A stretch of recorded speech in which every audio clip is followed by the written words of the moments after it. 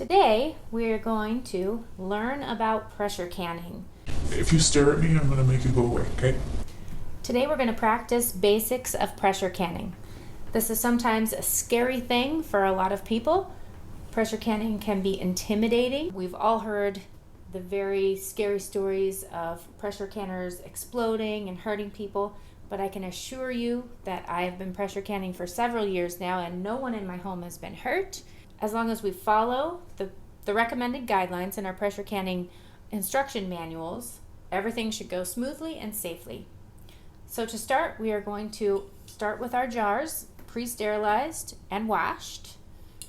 Today I'm going to be canning some black beans. It's one of the most economical and easy to can things to start with. So this will be a good practice for all of us. I have with me today my lovely assistant, Scarlett Grace. She's going to help me fill up some of these jars. For a quart size jar of beans, we are going to start with rinsed and sorted black beans. We will do 1 cup per quart. Scarlett Grace, would you like to pour that in there for me? I also like to add salt to my beans. I think it gives it just a little bit of extra flavor. This is optional. You do not have to add salt. When canning, I prefer to use Morton's canning and pickling salt. It seems to hold up best and not add anything that we don't want. So for me, I add a half a teaspoon of salt to each quart. Go ahead, Scarlett. Now, if you're doing pints, we would go a 1/4 teaspoon of salt and a half a cup of black beans to each jar. Then we are going to top off each jar with some warm water, making sure to leave about 1 1/4 inch head space, which is just under the band.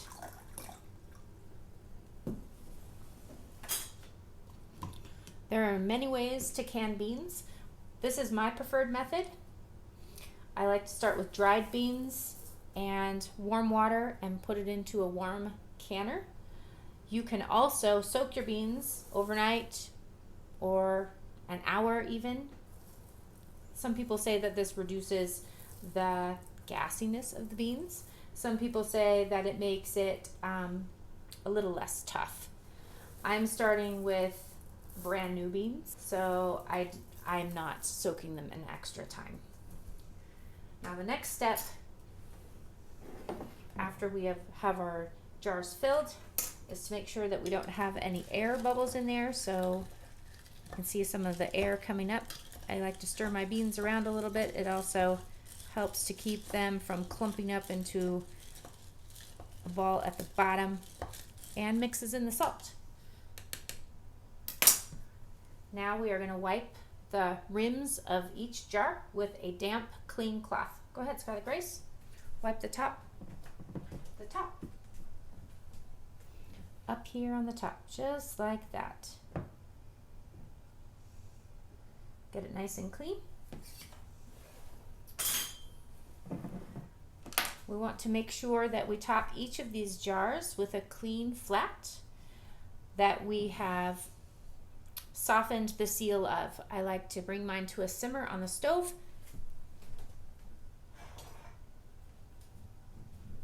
Watch out, this is hot. Then we use our little magnet tool to get it out. Set it on top, just so. And put a band on just to finger tight. And there we go. This jar is ready to put in the canner. When we pressure can, we need to make sure that we follow the guidelines for proper weight and time.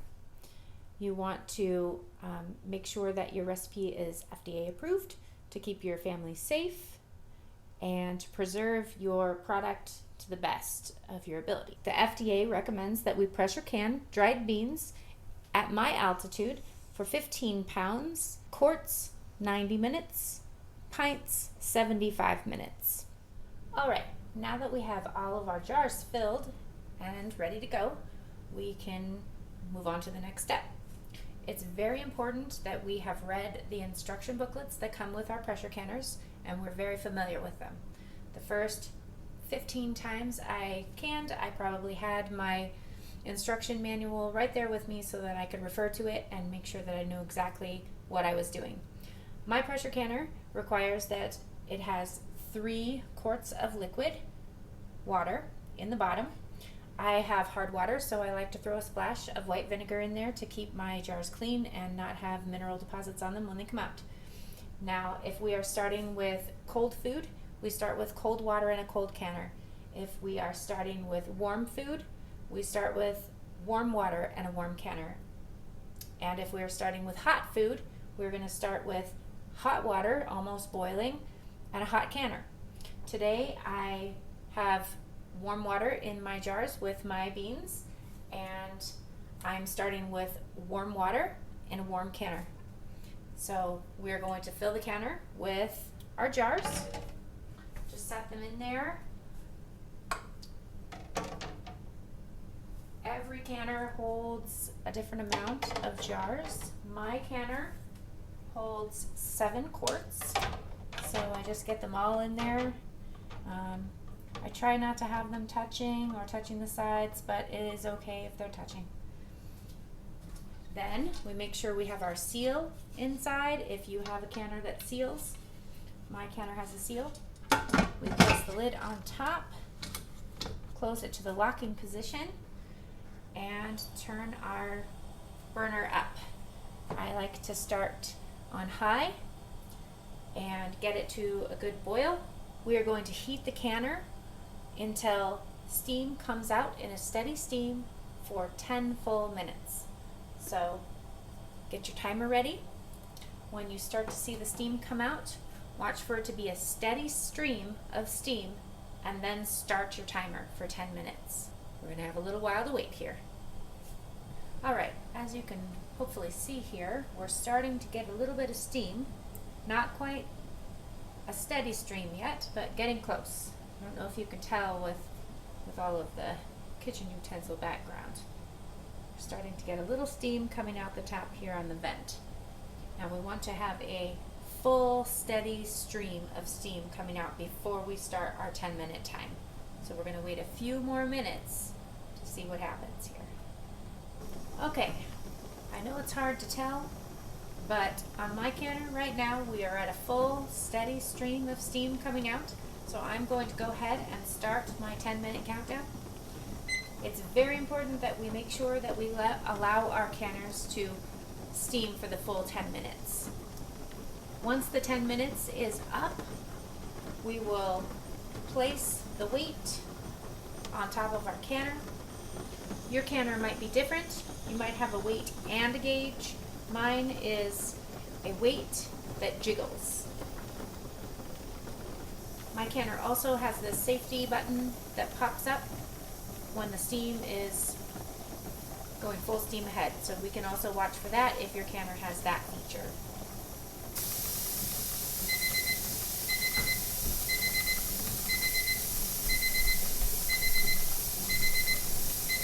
We have now vented for the full 10 minutes, and now it is time to put my weight on. Steam is very hot, so we want to always be sure to use a hot pad. Sometimes I even use 2. I'm going to very gently put my weight on top of the spout.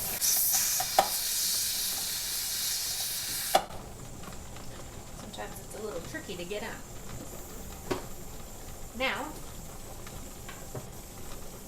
we will wait for it to jiggle and then adjust the temperature to keep it at a steady jiggle.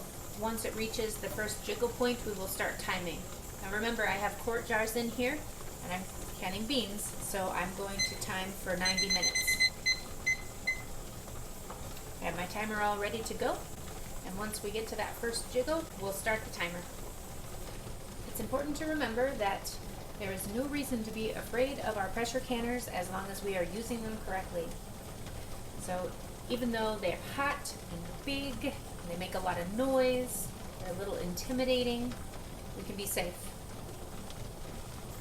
Right now, the canner is building pressure. Once it reaches the full capacity of pressure, it will jiggle and let a little steam out so that it can maintain the appropriate amount of pressure in the canner. Some pressure canners are easier to use and gauge. Some of them have the gauge right on top of them that measures the amount of pressure, and it's easier to keep track of. You can watch the little needle go and maintain the pressure right at 10 or 11 or 15 pounds, whatever pressure is needed for the appropriate produce inside of your canner. This one is a little trickier. It has the weight on top.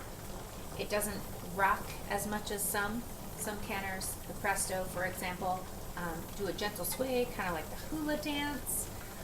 The All-American canner has the weight with the gauge and the lockdown lid without a seal. All pressure canners are different. As long as we have read our directions, we can safely use them, following each step appropriately. This one is a little more tricky. You do have to watch for the jiggle, and it likes to jiggle about 3 times a minute. It's pretty loud. It's a little bit obnoxious, but it was the canner that's in my budget for now.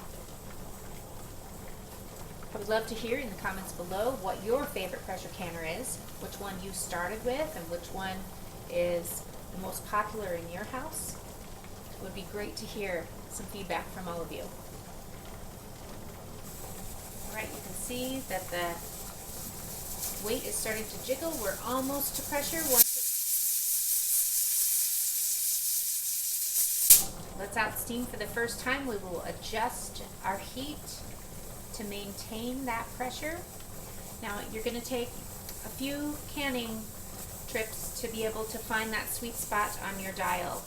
I have found that mine is right below the medium mark, about 3/4 of the way between medium and low, and it will maintain that steady rock like that.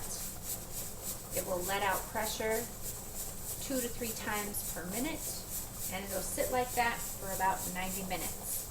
We're going to start our timer as soon as it gets to that spot, and I'll see you back here in 90 minutes. I have found that my pressure canning goes a little bit smoother if I keep my kids out of the kitchen. All the running around seems to agitate the canner a little bit, sometimes resulting in siphoning of my jars, the liquid in the jars, sometimes a broken jar, although that's not as frequent, but we just want to be as safe as possible and not have kids running back and forth in front of the canner. Alright, our 90 minutes is almost up. It's just about time to turn off our timer, turn off the burner, and let the canner cool down. So I'm going to get my pot holder here. I like to remove my canner from the stovetop. All this metal here has gotten very hot and conducting a lot of heat.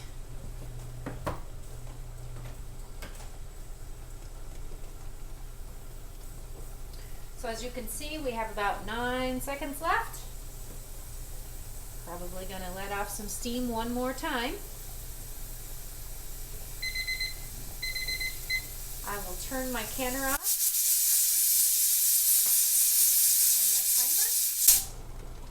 and my timer and remove it from heat. Remember, this is heavy. You might need your husband to help you out.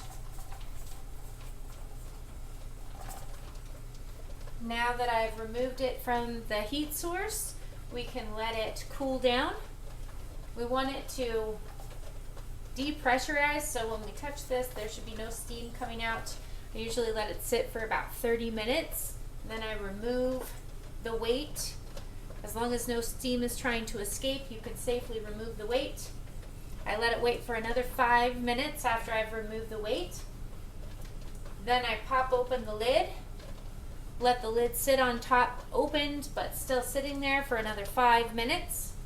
Then I'll take the lid completely off, let it sit for another 5 minutes, and then I will take my jar lifters and pull my jars out and let them sit on a nice towel out of a drafty area for about 24 hours. The jars should then start to ping, which means that they are sealed and cool completely before I clean them up and put them away in my pantry. Thank you for joining me. If you have any questions, please ask in the comments below. Thank you. Our canner has cooled down. It is now safe to remove the weight on top here. So I'll get my little pot holder just in case it's still a little warm, and I'll remove the weight. That was easy. No steam escaped. That means it was safe.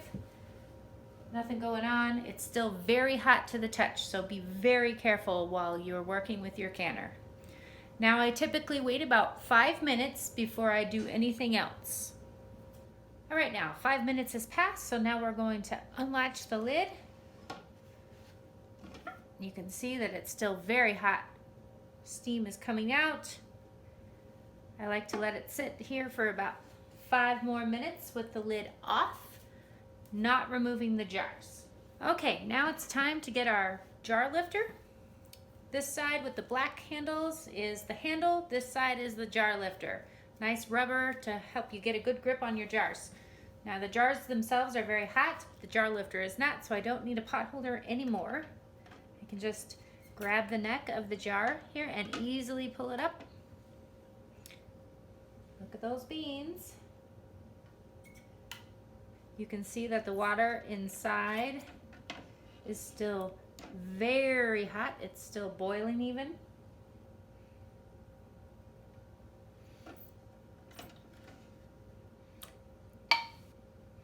Oh, you can hear the pinging. That means they're starting to seal. Now it is completely normal for pressure canned food to ping multiple times. Sometimes as it is cooling, the lids will fluctuate. They will seal and unseal, seal and unseal, seal and unseal several times. That's not always the case, but I found it to be pretty frequent when I'm pressure canning. And we've got all of our jars out. It is best for us to leave our jars alone, not to touch them until they are completely cooled. This is typically 12 to 24 hours. Now I will come and check them in the morning, and once they are completely sealed, if all of the lids are down and the buttons are down, then the jar is sealed.